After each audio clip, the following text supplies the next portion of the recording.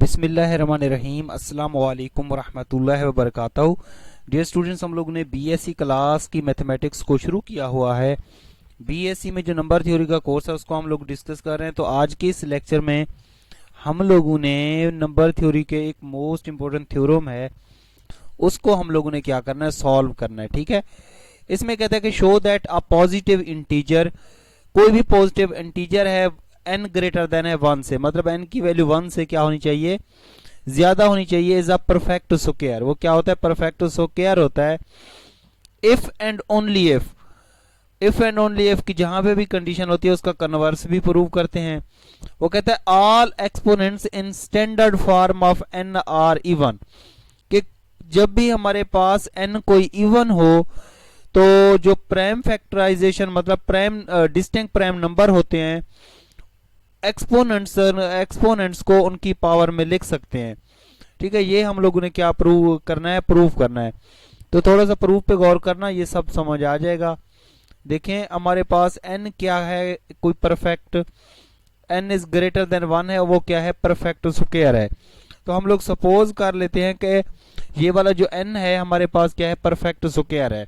अगर perfect square है तो हम लोगों ने ये प्रूव करना है कि इस n को जो डिस्टिंक्ट प्राइम नंबर होते हैं, जब n हमारे पास इवन हो तो उसकी पावर में लिख सकते हैं, एक्सपोनेंट्स में लिख सकते हैं। ये हम लोगों ने क्या करना है, प्रूफ करना है। ठीक है, तो हम लोग करते हैं, सपोज कर लेते हैं। ठीक है, suppose that n is perfect square. हम क्या करते हैं, n को परफेक्ट स्क्वायर की शक्ल में लिख लेते हैं। ठीक है, ये वाला जो n है कोई परफेक्ट स्क्वायर है, तो परफेक्ट स्क्वायर है तो हम लोग क्या करते हैं, n को ले लेते हैं m का स्क्वायर। ठीक है, इसके बराबर लेते हैं।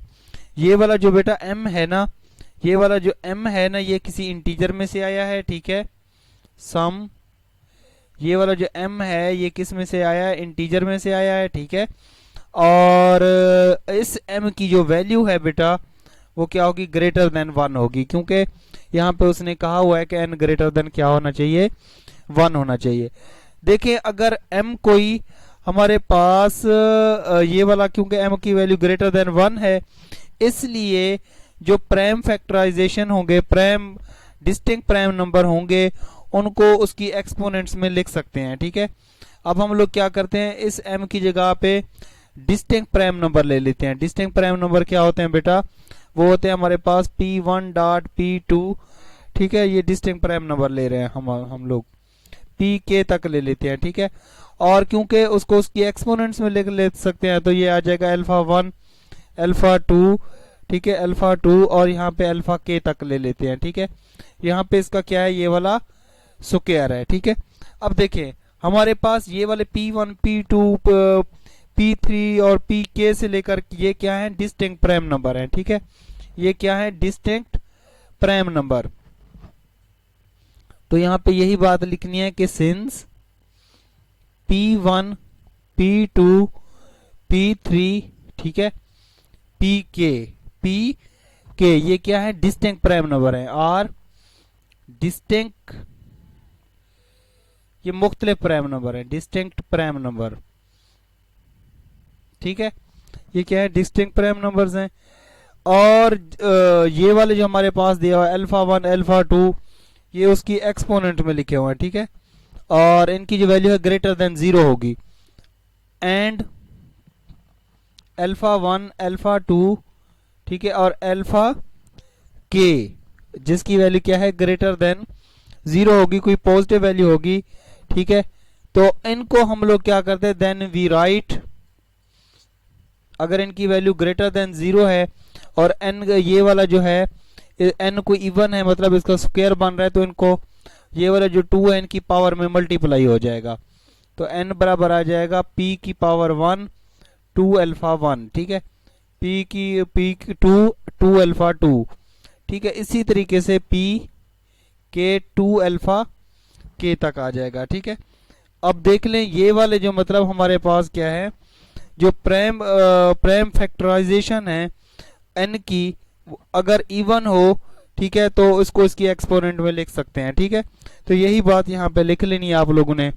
कि exponents in prime factorisation are if n is even, अगर n इवन हो तो हम लोग क्या करते हैं, ये जो प्राइम डिस्टिंक्ट प्राइम है इनकी पावर जो पावर होती है वो क्या हो जाएगी, इन सब के साथ क्या हो जाएगी, मल्टीप्लाई हो जाएगी। ठीक है, अब यहाँ पे बात आ गई है इफ एंड ओनली इफ की। हम लोगों ने ये प्रूव करना है कि अगर हमारे पास मतलब कोई n कोई परफेक्ट स्क्वायर हो, ठीक है, तो प्राइम फैक्टराइजेशन का जो प्रोडक्ट होता है उसको इसके एक्सपोनेंट में अगर लिख सकते हैं तो वो इसके परफेक्ट स्क्वायर के बराबर होगा।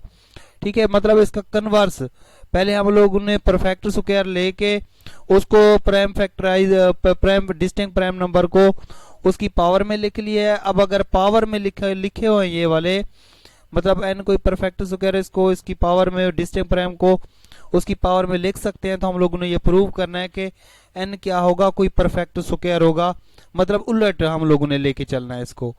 ठीक है, तो यहाँ पे लिखेंगे आप लोग इसका कन्वर्सली, कन्वर्सली। ठीक है, कन्वर्सली क्या होगा, हम लोग अब सपोज कर लेते हैं बेटा कि ये चीज सारी लिख लेते हैं। Suppose that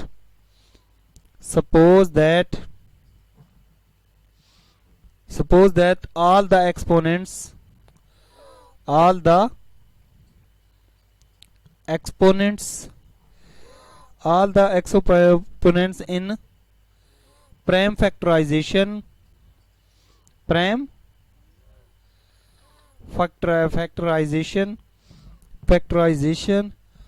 if n is even, if n is, अगर ये इवन हो बेटा तो हम लोग क्या करते हैं, ये वाला जो n होता है, ठीक है, इसको प्राइम फैक्टराइजेशन के प्रोडक्ट की पावर में लिख सकते हैं। ठीक है, तो इसको लिख सकते हैं p1 to alpha 1 dot p2 to alpha 2, ठीक है, इसी तरह pk टू अल्फा k। ठीक है, अगर इनके मतलब जो हमारे पास डिस्टिंक्ट प्राइम नंबर है इसको उसकी पावर में लिख सकते हैं। जब n हमारे पास कोई इवन हो तो हम कहेंगे कि ये वाला देन ये वाला जो n है ये क्या है, एक परफेक्ट स्क्वायर है, then n is perfect square. ठीक है, ये इसका यहाँ तक सॉल्यूशन। कन्वर्सली बस यही करना है कि अगर हम लोग ये चीज लिख के, ठीक है, और यहाँ तक मतलब n क्या हो जाएगा, इसको ऐसे लिख लेंगे। ठीक है, क्योंकि n हमारे पास क्या है यहाँ पे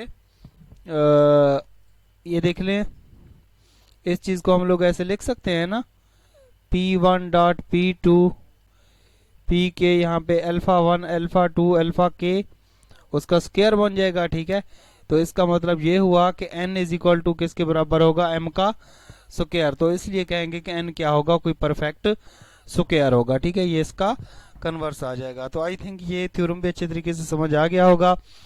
फिर भी इसमें कोई कन्फ्यूजन हो तो आप लोगों ने कमेंट्स करके मुझे बताना है। ठीक है, इंशाल्लाह नेक्स्ट लेक्चर में हम लोग नंबर थ्योरी के और कुछ मोस्ट इंपोर्टेंट थ्योरम्स हैं उनको सॉल्व करेंगे।